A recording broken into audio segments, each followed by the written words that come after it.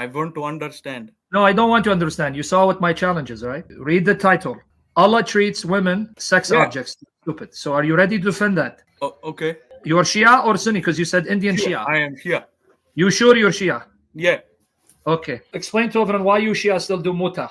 So I understand that from Imam that we are supposed to do this as if we're gonna get married. No, that's not muta. No? No, muta is not that. Are you sure you're Shia or you're making fun of me? No. I promise. I want to understand. I don't even know if I am Shia anymore. But okay, good. Hopefully you're not Shia anymore. You ask the Imam, say, Imam, isn't muta when I find a woman, we agree to marry for, let's say, 3 days, then I divorce her and I give her money. That's muta. That's not marriage. It's called temporary marriage.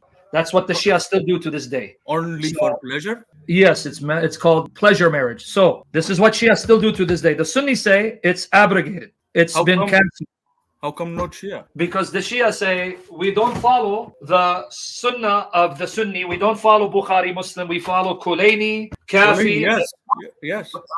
So in our hadith, it's not abrogated. In our hadith, we still do muta. So I'm going to ask you, be honest. If you're honest, man, I'll speak with you with respect. You're honest, all right, I'll speak with respect. Would you be okay, my friend, your Shia neighbor, he comes to your sister or your daughter and says, I want to do muta with you. Would you be okay with that? Not now. Why? The Shia still do it. What do you mean not now? I thought it is for if you like woman, you do this, and if you like her, you marry. If you do not, you can't. No, it's called pleasure marriage. You do it for a short time and you divorce. And she know it. We're gonna get married for a month, 1 week, 2 weeks, 3, and then I'm done. I pay you, and then we go to the Imam and he does the ceremony. So are you okay with that? But that is prostitution. Say it again. Isn't that prostitution? Exactly. That's what we say. Muhammad prostituted women. You just said it. Oh my God. Yes, say it again. But I cannot.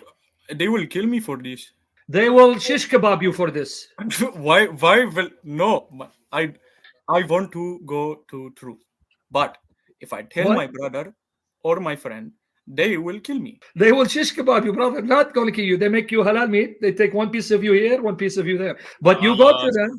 I'm telling you. I'm not lying. You don't tell them it's prostitution because they'll kill you. Well, how would you feel if the Muslim jihadi attacked your place, because remember the Sunni, they think you're kafir, right? Right. Well, how would you feel if ISIS came to you, took your wife? Are you married? I am, but she is Muslim and she do not want to change. No, it's okay. We're not saying leave her. So they attack you. They don't consider you true Muslim, you're Shia. They take your wife and they rape her and they sell her. Would you be okay with that? Of course, no. It is saying like this. Doing, right? But that's what the terrorists were doing, right?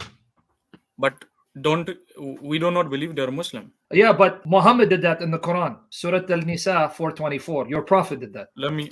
The chapter of the woman, if you read ayat 23-24, it says you cannot have sex with a married woman except if she is married, your wife in possession. Except those lawful. But they are married? Yes, it says you cannot take a married woman unless she is your captive. So if there's a married woman that you have taken as your possession, you can have sex with her. A married woman. Okay, I have a question. Don't they have a choice to become Muslim? No, brother, because they are your possession, your right hand possession. What you're meaning, they are your property. That's why you can have, because which woman, if she's sane woman, decent woman, she's taken captive, her husband's still alive, will want to marry him or have sex with him. No decent woman, right? Of course, no. This ayah is saying it doesn't matter. You own them, your right hand possession. You can do what you want. Not abrogated?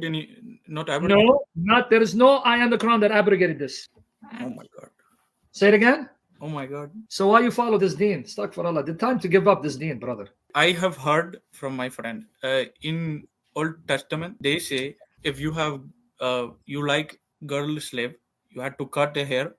And no, he didn't. Yeah, I know. I'll give you that. He didn't understand, but I thought. Yeah, no, I'll tell you. He didn't. He actually lied to you because he doesn't explain to you. This actually shows you can't rape her. You can't have sex with her. You have to make her your wife. That's not the Quran. The Quran says no. You can take her and you can have sex with her. Here, this is what he's referring to. So your friend who told you in the Old Testament say, "Wow, this law is better than Muhammad and the Quran because this is written 2,200 years before Muhammad." Deuteronomy 21, 10 to 14. I'm going to read for you, okay? When you go to war against your enemies, and the Lord your God delivers them into your hands, and you take captives. Watch, captives, right? If you notice among the captives a beautiful woman, notice she's not married, and are attracted to her, you may take her as your wife. Bring her into your home, have her shave her head, trim her nails. Now watch. Put aside the clothes, the one clothes that she was captured in. Make sure she changes her clothes. All right. After she has lived in your house and she has mourned, she's cried for her family and father, mother for a full month, then you may go to her and be her husband. She shall be your wife. So you can't have sex with her. You can't rape her. Shaving was a sign of mourning. When someone died, they would shave their head as a sign that they lost a loved one and they're grieving. Oh, yes. A lot of Indians do this. Oh, see, say it again? Men, a lot of Indians do, but men, not women. But yes, I understand. Now, then after a month, do you rape her or you marry her and make her your wife? It say you what marry.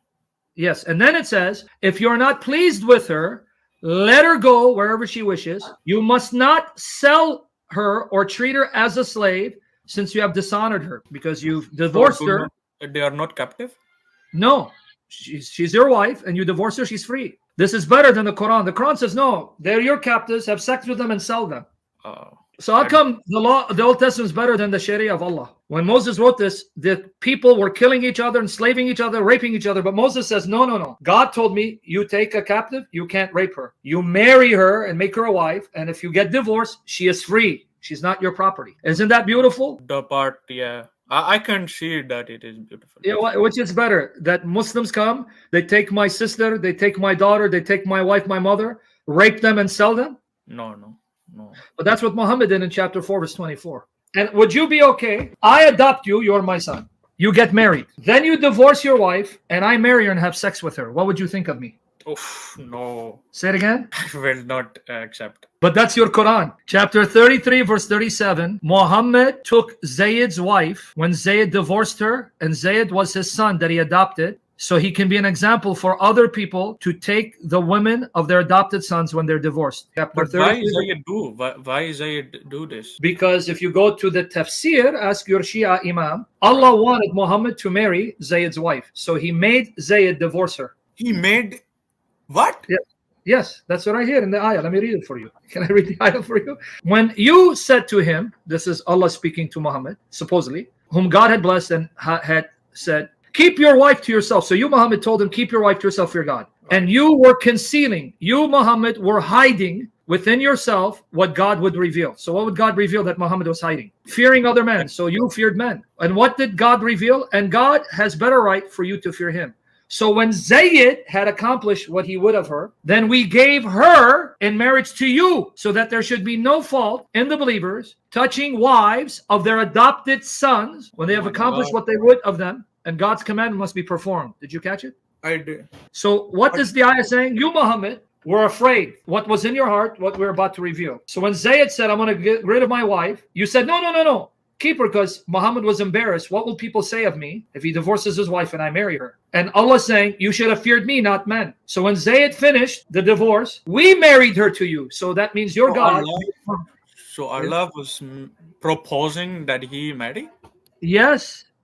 But this he should know it is not good.